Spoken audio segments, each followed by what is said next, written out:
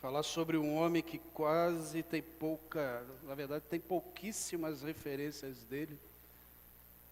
Em todo o Novo Testamento só se fala 3 vezes desse homem, mas que traz para a nossa vida hoje um grande ensinamento, principalmente para nós cristãos modernos. 1 Timóteo capítulo 4, verso 10.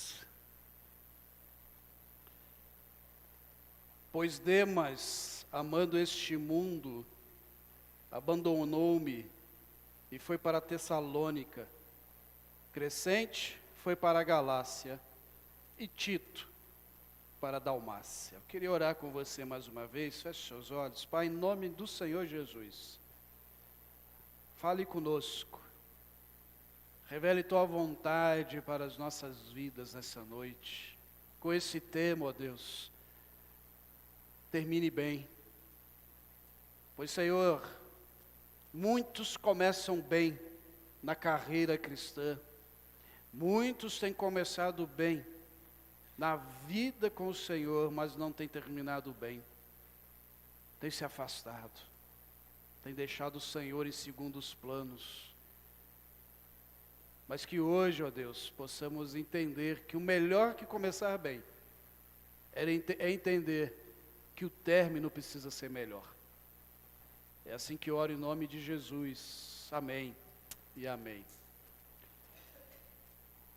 Demas.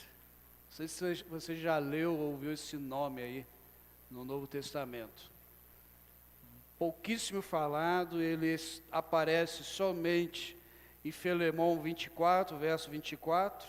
Filemão só tem um capítulo. E depois em Colossenses, capítulo 4, verso 14. Ele só aparece nesses 3 textos, esse que nós lemos hoje. Demas nos mostra ali uma inquietação na sua história, ainda que tem bem pouca coisa sobre ele. Não foi fácil pensar nessa mensagem, lendo esse texto. Talvez ali esteja primeiro, mas é 2 Timóteo 4,10. É erro do computador, tá, gente? Aquela peça entre teclado e mesa. Tá? É 2 Timóteo 4,10. Mas você não encontra ele no Novo Testamento envolvido com grandes milagres. Demas não foi, por exemplo, como o apóstolo Pedro, que pregou um excelente sermão, como está lá em Atos 2. Você não encontra nenhuma fala de Demas, nem é um gigante cristão, um gigante da igreja primitiva, porque Demas não é lembrado por algo que ele fez. Demas, ele é lembrado por algo que ele deixou de fazer. Demas, ele não fez grandes obras, mas ele fez um grande favor, um péssimo favor em abandonar o apóstolo Paulo. E ele é lembrado justamente por isso. Demas, ele nos ensina que o melhor que começar bem na vida cristã é pensar como que nós vamos terminar. Como que a gente vai chegar lá no final. Porque muitos começam com entusiasmo, muitos começam com lágrimas, cheios de promessas, com muita intensidade, mas vai vindo os movimentos da vida, os movimentos normais, se envolvem com outras coisas, e aquela paixão pelo reino vai se esfriando, até que acaba.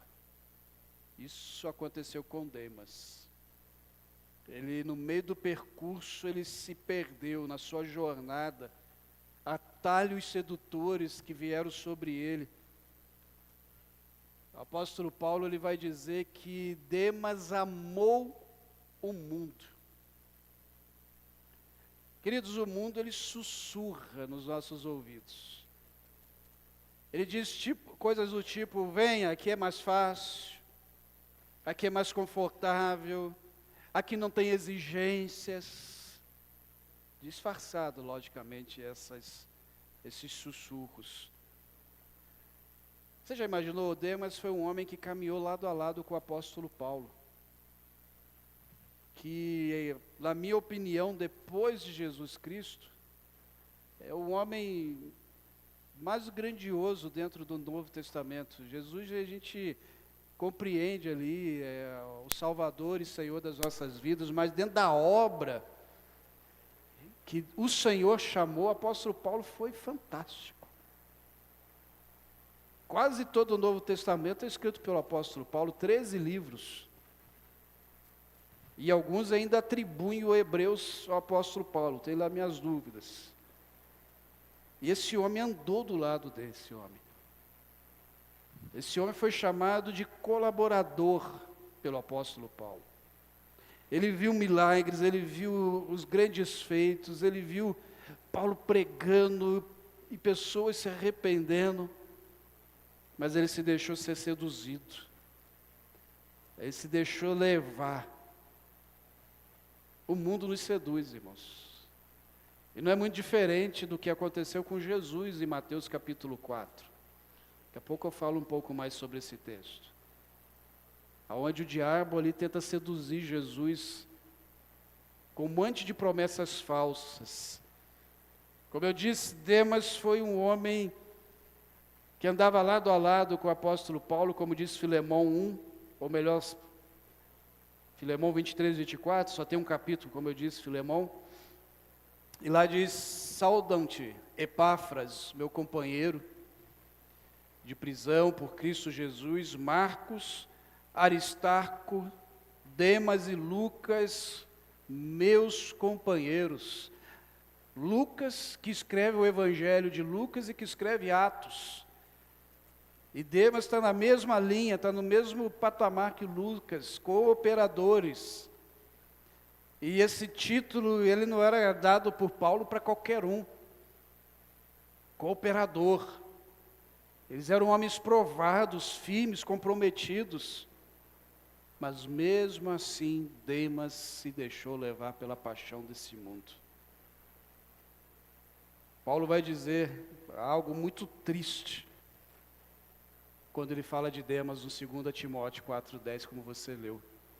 Demas me abandonou tendo amado o mundo. Paulo não vai dizer assim, olha, Demas teve dúvidas, Demas se arrependeu, ou Demas se cansou, ou como João Marcos, que durante uma viagem missionária abandona Paulo e Barnabé, mas que nesse mesmo texto, se você continuar lendo, ele vai dizer que Marcos é útil para ele, porque Marcos voltou atrás, ele entendeu a importância. Talvez ele ali queria um tempo, se cansou, mas sobre Demas, Paulo vai dizer que ele abandonou. Isso significa, Paulo está dizendo que Demas virou as costas e o deixou no momento mais necessário da vida dele. Ele se desviou de forma absurda, ele foi seduzido. E é interessante que eu acredito que a queda de Demas não foi algo assim, uma explosão. Ainda que os textos bíblicos falem muito pouco, ou quase nada sobre Demas, mas o jeito de Paulo dizer que ele amou esse presente mundo, ele sofreu uma queda que não foi de imediato e possivelmente, tipo uma erosão. E foi aos poucos. Irmãos, isso nos traz algumas preocupações para nós cristãos do século 21, da nossa modernidade. Principalmente que nós não vivemos, como nós estudamos a carta de Pedro, num tempo de perseguição, nós não temos dificuldades com proibições, mas a nossa fé, muitas vezes, ela sofre com distrações. E essas distrações que esse mundo vem trazendo, podem nos destruir.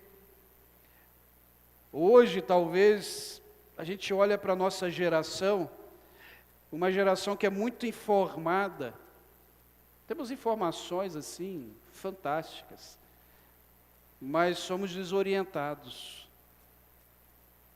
Nós temos muita atividade, mas tudo superficial. Nós estamos tão cansados, e às vezes nem sabemos do que estamos cansados, por causa de tanta atividade, que por vezes o inimigo vem colocando justamente para que aconteça como foi com Demas, para que a gente acabe desistindo, amando mais este mundo. E talvez a gente possa até se perguntar, o que houve realmente com Demas? Não sabemos. O que sabemos é, ele amou esse mundo. Diferente disso, o apóstolo Paulo. Em 2 Timóteo capítulo 4, verso 7, texto que nós conhecemos, que ele diz, combati, bom combate, acabei a carreira e guardei a fé. Ou seja, diferente de Demas, Paulo está dizendo, olha, eu estou aqui preso. Esse capítulo 4 aí, ele já está praticamente fazendo uma despedida desse mundo. Alguns historiadores dizem que não muito depois desse capítulo 4, Paulo foi decapitado. Então ele já está entendendo que o seu tempo já está acabando. Mas ele diz, olha, eu cumpri, eu fiz o que eu precisava, eu cheguei aqui.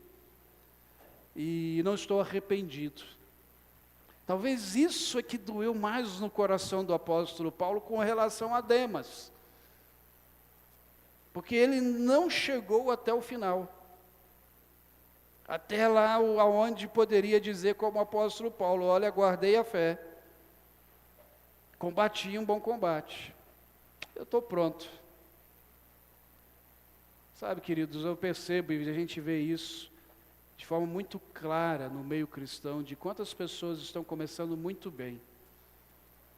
Mas vai chegando os momentos, os meses, e parece que a luz vai se apagando. E Deus nos chama a uma reflexão, para nós nos perguntarmos que tipo de discípulo você tem sido. Aonde realmente está o nosso coração? Em que o nosso coração realmente está colocado? Porque as pequenas concessões, por exemplo, que nós vamos fazendo durante a vida, isso não tem nada a ver, isso aí não prejudica tanto. Essas pequenas concessões vão abrindo portas para que lá na frente aconteça como aconteceu com Demas. Pequenos tratados nos levam a abandonar a fé. Pequeninas coisas. Demas nos dá um alerta para os dias de hoje, a gente pode refletir um pouco. Como eu disse, isso eu ouvi uma vez, num culto de ordenação de um pastor, e quem pregava disse, olhou nos olhos daquele pastor Nobel, aquele novo pastor, e disse, olha, não adianta você começar bem, se você terminar mal. Então guarde toda a sua vida nos braços de Deus. E como que a gente faz isso? Quais as preocupações que a gente precisa ter, para que a gente não caia nas mesmas seduções de Demas? A primeira coisa, a gente precisa ter muito cuidado, justamente com essa sutileza das seduções desse mundo. Que é muito fácil. É muito fácil. É justamente o que Paulo diz de Demas. Demas amando este mundo. Irmãos, isso é tão fácil. Se nós saíssemos agora, talvez agora não, porque daqui a pouco o shopping está fechando. Mas, quando a gente anda, principalmente nos sábados no shopping, já foi sábado à noite, tardezinha para a noite no shopping, né? É difícil de achar até uma vaga de carro. Cheio. Um dia a gente estava passeando no shopping, a Paulo e eu falei assim, gente, Eu fico imaginando o dia que a igreja vai ter um movimento como tem o shopping. A nova catedral moderna, os shoppings. Aquele povo desejoso para entrar numa loja. O povo desejoso para entrar no culto. Pensou? E nós somos seduzidos por isso. Nós somos seduzidos a pensar que domingo à noite, por exemplo, eu posso estar em casa descansando. Nós somos seduzidos, irmãos, diante de um mundo, de uma cultura que nós estamos inseridos, que nos oferece status, que nos oferece prazeres, que nos oferece seguranças, tudo temporário. Muitas pessoas caem porque se deixam seduzir, porque a sedução é muito fácil. E a tendência de achar que a vida cristã é monótona. Mas eu quero dizer uma coisa, igreja. Nós é que transformamos a vida cristã em algo monótono. Ou não? Ontem nós tivemos um culto excepcional aqui, ou não? Pastor, não, foi um jantar. Não, foi culto. Porque aonde nós nos reunimos em nome de Jesus Cristo é o quê? Culto. E foi monótono? Fiquei sabendo de gente que até passou mal. Tanto que comeu. Momento feliz, momento de descontração, famílias se reunindo. Mas nós podemos ter a tendência de nos seduzirmos por este mundo. E é muito fácil, torno a dizer. Mateus capítulo 4, quando eu falei lá no início, Jesus, depois de 40 dias que teve lá o jejum, a sua preparação para o ministério, Mateus 4 vai dizer que ele foi levado para ser tentado pelo diabo. E as 3 tentações que Jesus passa, são justamente tentações que nós passamos todos os dias.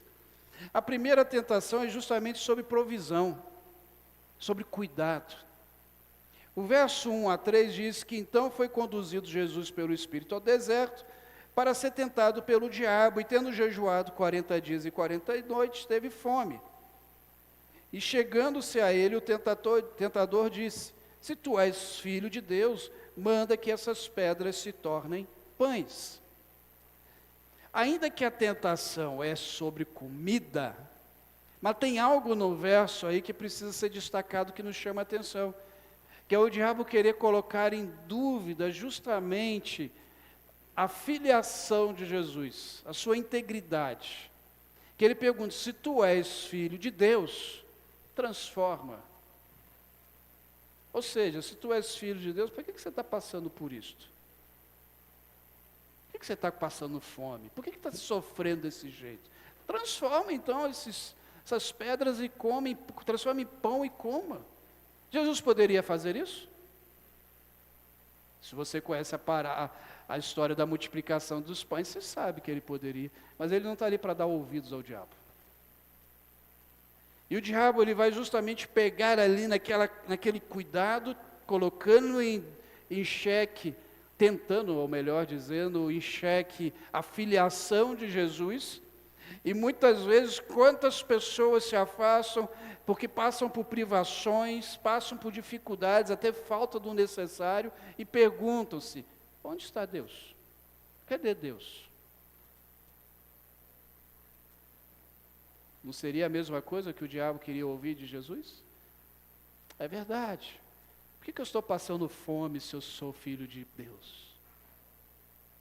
Mas você lembra da resposta, que Jesus vai dizer que nem só de pão vai viver ou viverá o homem. Primeira sedução que a gente precisa tomar cuidado é com relação à provisão e cuidado de Deus sobre a nossa vida. Ele tem cuidado sim da sua vida, Ele tem provido sim sobre a sua vida. A dificuldade que nós cristãos modernos temos é que nós esquecemos o que é necessário. E muitas vezes nós nos envolvemos com muitas coisas e queremos ser mimados por Deus. Mas ele ainda vai tentar Jesus sobre a questão da confiança, da proteção divina. O verso 5 e 6 diz: então, o diabo o transportou à cidade santa, colocou-o sobre o pináculo do templo e disse-lhe: se tu és o filho de Deus, lança-te daqui para baixo, porque está escrito que os seus anjos darão ordens a teu respeito, e tomar-te-ão nas mãos, para que nunca tropeces com teu pé em alguma pedra. Novamente ele tenta colocar ali a identidade de Jesus em xeque, se tu és filho de Deus, mas agora ele quer mostrar ali que, será que Deus realmente vai cuidar de você? Faz um teste. Queridos, quantas pessoas caem no mesmo problema que Demas? Porque durante a vida veio uma tempestade, veio um problema, veio uma dificuldade, veio uma doença, e perguntam-se: por que Deus permitiu isso na minha vida? E começam a questionar Deus. Ontem, na mensagem do jantar, eu falei sobre a água transformada em vinho, naquele casamento de Caná, em João 2.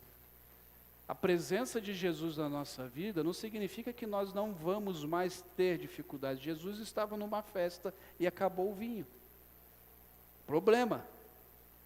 A diferença é que na nossa vida, a presença de Jesus diante dos problemas e das lutas, nós temos garantia de cuidado, de sustento. Nós temos a certeza de que Ele está conosco e vai dar provisão. E não preciso colocar isso em dúvidas. Não preciso. Por vezes questionamos. Se você questiona de forma sem ser abusivo com esse questionamento, tranquilo.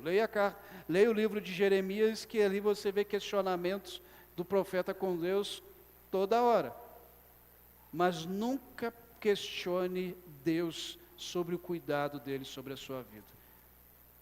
Porque Ele continua e continuará cuidando de você. Você crê nisso? Então tome cuidado com a sedução.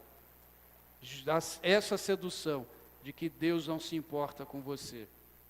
Mas ele ainda vai falar sobre recursos, sobre sustento. E esse é um problema.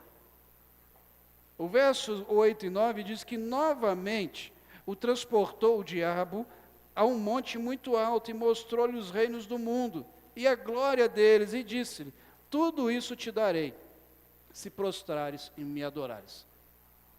Irmãos, não é à toa que o diabo é o pai da mentira. Ele está oferecendo algo que não é dele.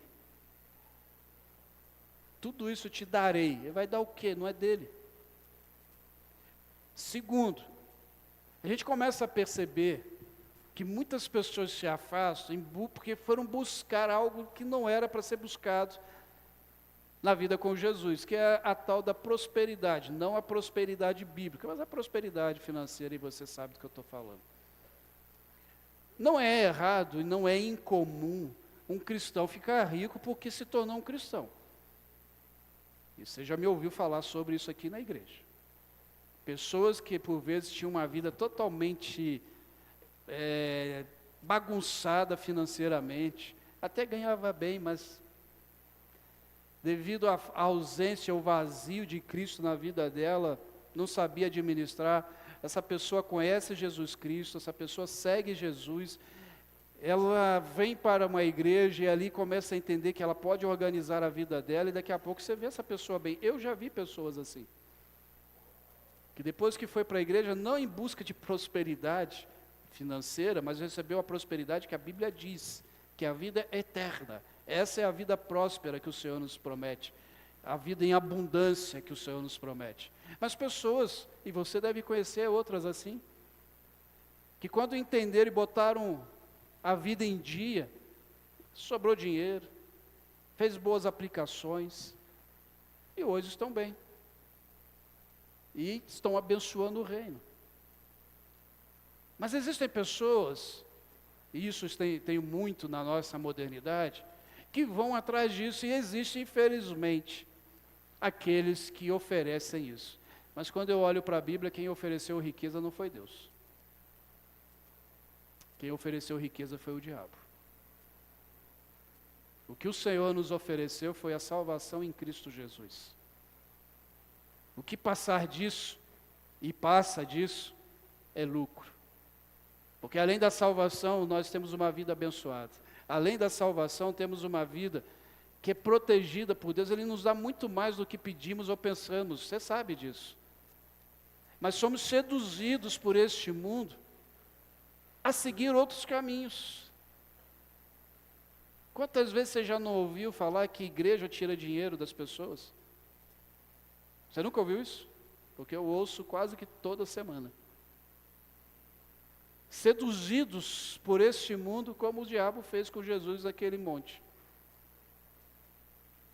Mas eu gosto de ficar com as histórias das pessoas que depois que conheceram Jesus, conseguiram acertar sua vida, acertar seu casamento. Famílias que já iriam gastar uma fortuna, de repente, com o divórcio, e foram restauradas.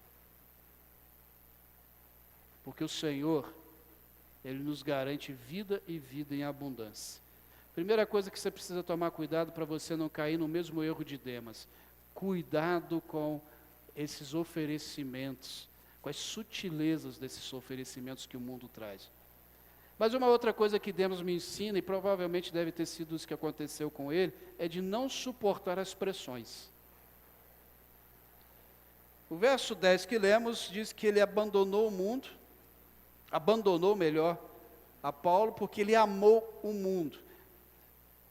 Nos tempos de Paulo, as perseguições, as dificuldades, ser missionário como era Paulo, não eram fáceis. Ainda que hoje também não é muito fácil, mas naquele tempo era pior. Como você já ouviu aqui, você servir a Jesus Cristo naquele tempo era assinar a tua sentença de morte. Por causa das perseguições, por causa das dificuldades. Então ele sabia de tudo isso. E ele caminhou, ele acompanhava o apóstolo Paulo. Ele via esses problemas. Mas ele abandonou Paulo. E no verso 9, Paulo escrevendo para Lucas, ele disse: empenha-se vir até aqui o mais depressa possível. Essa palavrinha empenha-se aí é uma urgência. Ele está dizendo, olha, venha com urgência, porque eu estou sozinho. A ideia é que o Demas o deixou justamente no momento que ele mais precisava.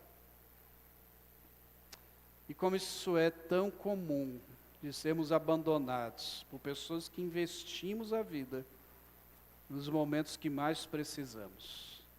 Foi isso que aconteceu com Paulo. Ele investiu na vida de Demas. E eu pergunto para você, quais as pressões que você tem vivido? Quais as dificuldades que você tem passado? E que por vezes mexem com a tua vida e dá aquele desejo também de desistir. Pensou? E aí eu lhe pergunto, vale a pena desistir? Vale a pena deixar? O problema de Demas não foi o desânimo, o medo, não foi uma falha momentânea, como a de Pedro. O problema foi ser seduzido por que estava na vida dele. Porque o apóstolo Pedro, ele também deu um passo atrás. Lá em Mateus 26, de 69 a 75, conta a história de Pedro, quando ele negou Jesus. O texto vai dizer que ele negou, e o galo cantou, ele se lembrou do que Jesus havia dito para ele. Não tem muita diferença de Demas. Demas só foi seduzido pelo mundo, e ele teve medo dos julgamentos. Mas diferente de Pedro, Pedro se arrependeu. Porque lá em João capítulo 21, quando você lê lá, e ele tem um reencontro com Jesus agora ressurreto, ele se arrepende. E ele segue caminho. Demas não. Pelo que Paulo mostra, ele realmente se afastou. Ele realmente deixou. Mateus 13, Eu acredito que o que aconteceu com Demas é o que Jesus descreve em Mateus 13, de 1 a 7, de 18 a 22. Eu vou ler, os irmãos acompanhem a leitura. Naquele mesmo dia, Jesus saiu da casa, assentou-se à beira-mar, reuniu-se ao redor uma multidão tão grande que ele teve que entrar num barco, assentar-se nele, quando todo o povo ficou na praia. Então lhes falou muitas coisas por parábolas, dizendo: o semeador saiu a semear. Enquanto lançava a semente, parte dela caiu à beira do caminho, e as aves vieram e a comeram. Parte dela caiu no terreno pedregoso, onde não havia muita terra, e logo brotou, porque a terra não era profunda. Mas quando saiu o sol, as plantas se queimaram e secaram, porque não tinha raiz. Outra parte caiu entre espinhos, que cresceram e sufocaram as plantas. Verso 18. Portanto, ouçam o que significa a parábola do semeador. Quando alguém ouve a mensagem do reino e não entende, o maligno vem e lhe arranca o que lhe foi semeado em seu coração. Este é o que foi semeado à beira do caminho. Quando o que foi semeado em terreno pedregoso, este é aquele que ouve a palavra e logo recebe com alegria. Todavia, visto que não tem raiz em si mesmo, permanece por um pouco de tempo. Quando surge alguma tribulação, perseguição, por causa da palavra, logo abandona. Quando é o que é semeado entre os espinhos é aquele que ouve a palavra, mas a preocupação desta vida e o engano das riquezas a sufocam, tornando-a infrutífera. Eu tenho minha tese que foi justamente isso que aconteceu com Demas. Tanto os espinhos quanto a pouca estrutura, o pouco firmamento, ainda que andou com o apóstolo Paulo, ainda que viu tudo isso com o apóstolo Paulo, mas ele não se preocupou em se firmar cada vez mais como discípulo de Jesus e do apóstolo Paulo. E por isso o mundo o seduziu. Porque quando olhamos para o que aconteceu com o apóstolo Pedro, que negou e mais depois se arrependeu, ali havia uma estrutura. Deu um deslize, mas voltou. Quantos e quantos hoje, inclusive do nosso próprio arraial, que se deixaram ser seduzidos por este mundo, por causa das questões deste mundo, por causa de pouca raiz, mas porque também não procuraram terra, ou colocar mais terra na sua raiz. Irmãos, a gente ganhou um tempo atrás, acho que já tem um ano, né, uma jabuticabeira, uma mini jabuticabeira. E a gente percebeu que ela precisa ir para um vaso maior, para poder dar uma melhorada. Mas só que a gente ainda não fez isso. E ela parece que não desenvolve. A Paula deu uma podada nela, até apareceu uns frutinhos, mas ela não está se desenvolvendo, porque o vaso é pequeno. E se a gente não trocar logo de vaso, a gente vai perder aquela jabuticabeira. A vida cristã é da mesma forma. Se a gente não se preocupar em crescer, em estar em comunidade, em estudar a palavra de Deus, em ser discipulado, a gente corre o risco de murchar e morrer. Sabia disso? Assim como aconteceu com Demas. E nesse sentido, irmãos, podemos ainda aprender com Demas que o mais importante é como nós vamos terminar. Não quero que você morra, tá? Não se preocupa com isso. Não agora.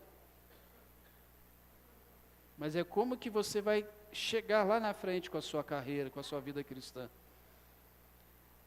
E eu queria que você ouvisse as palavras do apóstolo Paulo sobre isso. Capítulo 4, 2 Timóteo, versos 6 a 8. Eu já estou sendo derramado como oferta de bebida. Está próximo o tempo da minha partida. Combati o bom combate, terminei a carreira, eu terminei a corrida, guardei a fé. Agora me está reservada a coroa da justiça, que o Senhor, justo juiz, me dará naquele dia, e não somente a mim, mas também a todos os que o amam, a todos os que amam a sua vinda.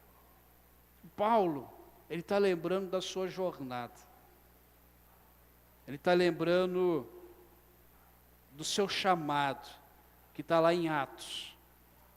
Quando ele faz essa declaração da sua carreira, Atos 20 e 24, Paulo vai dizer: todavia, não me importo, nem considero minha vida de valor algum para mim mesmo, se tão somente poder terminar a corrida e completar o ministério que o Senhor Jesus me confiou, de testemunhar o evangelho da graça de Deus. A diferença entre Demas e Paulo está no seu chamado. Paulo não desistiu do chamado. E olha que, humanamente falando, Paulo tinha tudo para desistir. Eu não sei quantos de nós suportaria tudo o que Paulo suportou. Mas ele não desiste. E a declaração dele de Atos 20 e 24 se cumpre em 2 Timóteo capítulo 4. Completei a minha corrida, completei a minha carreira. Ou seja, preguei o evangelho, testemunhei, combati o bom combate. Agora eu estou satisfeito. Nem tanto, porque ele ainda pediu, se você continuar lendo aí, ele pediu os livros, ele pediu o pergaminho, ou seja, ele pede a palavra ali, o Antigo Testamento, porque ele ainda quer continuar orando, ele quer continuar lendo, ele quer continuar aprendendo, porque ele ainda está vivo. Eu achei muito interessante uma frase do pastor Hernandes Dias Lopes, que ele diz: não morre bem quem não vive bem. Não morre bem quem não vive bem. A vida é mais do que viver, e a morte é mais do que morrer. Para nós cristãos é isso aqui. O morrer, para nós, é muito mais do que morrer. Mas nós só vamos morrer bem se vivemos bem. A vida cristã, ela tem um preço.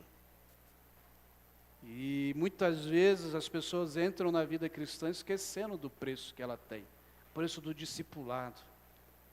O preço de realmente se entregar. Demas, ele entrou possivelmente nessa vida cristã com o apóstolo Paulo e viu que o preço era muito alto. E olha que Paulo usou aquele termo que eu disse para os irmãos de companheiro. E ele não usava esse termo para qualquer pessoa. Companheiro, no grego, é sinergos, de onde vem a nossa palavra sinergia, que significa cooperação, estar juntos. Quando Paulo diz, meu companheiro Demas, ele está dizendo, olha, a gente tem uma sinergia. Nós temos uma mesma missão. Ele é ombro a ombro comigo. Ele é um ativo na obra. Mas logo depois, Paulo tem que dar essa declaração triste. Demas amou o mundo. Irmãos, Demas não foi um simples simpatizante frequentador de igreja, não. Demas, ele foi chamado de companheiro. Ele não começou mal. Demas, ele começou na linha de frente com Paulo. Só que Demas, ainda que não foi fraco no início, porque para andar com Paulo não poderia ser muito fraco, ele se deixou levar, uma queda profunda. E eu quero convidar você hoje a viver a vida de Paulo. Eu não quero que você vá preso, mas que você termine bem a sua carreira. A diferença, segunda diferença entre Paulo e Demas, é que Paulo, os olhos de Paulo estavam no futuro. Os olhos do apóstolo Paulo, como diz 2 Timóteo 4:8, ele vai dizer: agora me está reservada a coroa da justiça, que o Senhor, justo juiz, me dará naquele dia, e não somente a mim, mas também a todos os que amam a sua vinda. Os olhos de Paulo sempre estiveram fixos no retorno de Cristo. E ele entendia que Jesus não voltou no seu tempo, mas ele estaria com Jesus assim que ele fosse morto. Então os olhos dele não estavam aqui no agora, ele estava lá. O problema dos olhos de Demas é que ele estava aqui e no agora. A alegria de Paulo era com a eternidade. A alegria de Demas era com as circunstâncias em sua volta. O que lhe custou muito caro. Se afastar da presença do Senhor. Que Demas seja o nosso alerta. Que Demas seja aquela luz amarela que possa acender na sua cabeça quando você perceber que esse mundo está te seduzindo. Irmãos, viver aqui é muito bom. Não vou negar, não vou ser hipócrita. Viver aqui é bom. Ou não? Só eu que sou pecador e acho que viver nesse mundo é bom. Tem delícias nesse mundo com toda certeza, mas nada neste mundo é melhor do que a eternidade com Cristo Jesus. Nada neste mundo substitui a presença de Jesus na nossa vida. Nada neste mundo pode substituir, como disse Paulo, de terminar uma carreira sabendo que fizemos a vontade de Deus. Eu não sei como que está a tua caminhada, a tua jornada com Deus. Talvez você está com um pezinho quase igual ao do Demas. Mas eu convido a você a colocar os seus pés no caminho. O caminho que é Cristo. E deixar que Ele conduza você para a eternidade. Vamos orar? Pai, em nome do Teu Filho Jesus, aprendemos com Demas como é fácil sermos seduzidos por este mundo. Mas, Senhor, que a Tua presença seja mais marcante do que esse mundo nos oferece, do que essa cultura nos oferece. Ainda que há muita coisa que o Senhor deixou aqui para nos presentear. Há bênçãos deste mundo com toda certeza para as nossas vidas. Mas, Senhor, nada nesse presente momento se compara à Tua presença. Nada se compara com o Teu amor. Mesmo diante dos sofrimentos, lutas, ausências, ó Deus, a Tua presença nos completa. Ó Deus, que o Teu Espírito Santo nesse momento sonde cada coração. O Senhor sabe o que tem seduzido suas vidas. O Senhor sabe, ó Deus, em que área eles precisam colocar nas Tuas mãos nesse momento. Há fragilidades, ó Deus, na vida cristã com certeza, mas no Senhor nós somos fortalecidos a cada momento. Por isso, Pai,